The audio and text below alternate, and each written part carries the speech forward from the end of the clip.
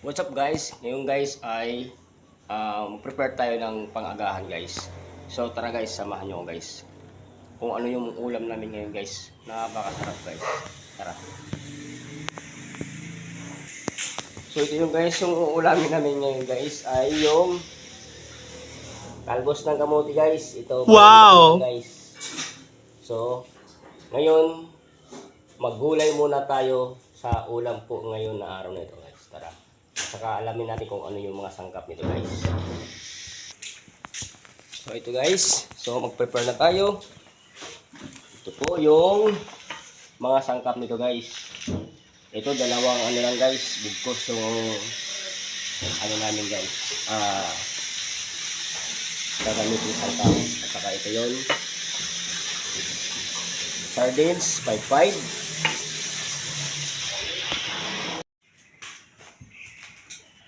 So ito guys, yung dalawang talbos natin guys. At saka yung sibuyas po. At saka mantika. Siyempre yung magic sarap, pang pasarap. Dalawang itlog. At saka sardines po. Yan po yung sangkap natin guys. So tara. Kailangan muna natin tong pagpagin. Ang tawag ito, pakpakin. Ang tawag ito, tatanggalan isa't isa. So tara, samahan nyo guys.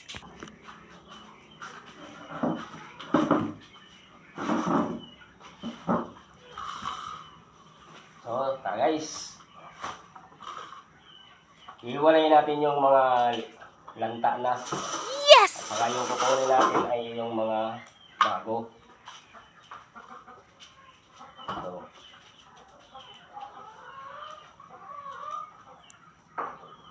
at saka itong udlot, itong pinakadulo. Yan. Masarap to guys. Sa mga hindi pa nakaulam ng ganito guys, ay nako, masarap to, subukan nyo. Kailangan kasi guys, pag gulay-gulay din tayo, hindi tayo puro mga karne, mga protein. Kailangan din natin ng gulay. Kahit sa isang, hindi naman sa isang pangit na, ano, bata, Tagalog. Sa semana ay sa 1 week, kailangan din guys kahit 3 beses kayong kumain ng gulay. Kasi maganda yan sa ating immune system. So, immune system. Guys, maganda yan sa katawan kapag gulay. Guys. So, kailangan pipilian lang natin yung mga goods at saka yung mga lanta. Ang kailangan natin i-separate yun guys. Kasi siyempre, yan o, gaya nito, lanta. Parang siya lang, lantahan na.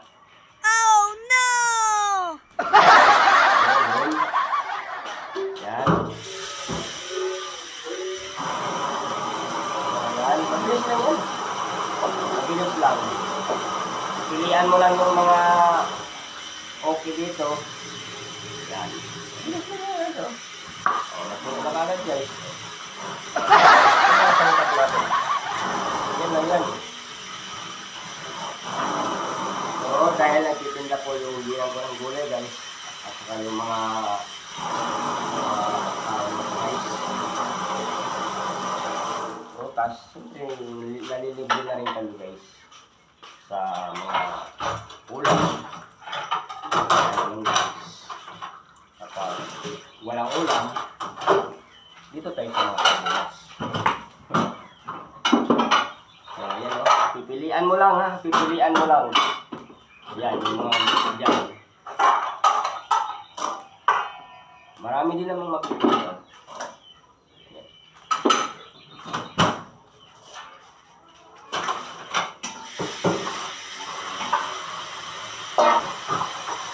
Guys ay talbos ng kamote ang tawag dito. Talbos ng kamote.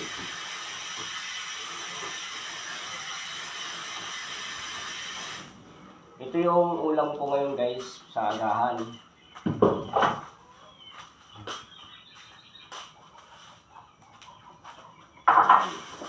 Ito yung preparasyon natin ngayong araw na ito para meron tayong ulam. Wow, ulam. Yan o. Minis lang ang dami. Pero mamaya, maliit na lang yan. O kunti lang yan. Pag naluto na yan. So yun guys, tapos na. Bilis lang. So ngayon, tayo ngayon kung paano luto nito guys. At saka guys, meron din tayong isda guys. Paksiw. Pangat kasi yan. Pangat. Pinangat na isda sa kamatis. Ang tawag guys, pinangat sa isda sa kamatis. What? Ayan guys. Tagalog mo yung Yun guys, ang tawag ito ay pinangat sa kamatis na isda. Sa Bisaya guys, paksiw lang yan guys. Paksiw sa amin tawag yan. So, ngayon guys, magperito tayo ng itlog para sa partner nito. So ayan, biakin na natin yung itlog. Yun o. Ayan. Itlog. Masarap yan guys sa umaga. Ayan. Ayan guys, isalin na natin yung sibuyas.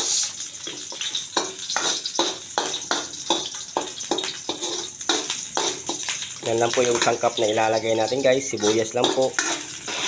Yan guys, ilalagay na natin yung sardinas. Ang sunod yan ay yung talbos. So ngayon guys, ito na naman guys, isasalin na naman natin dito.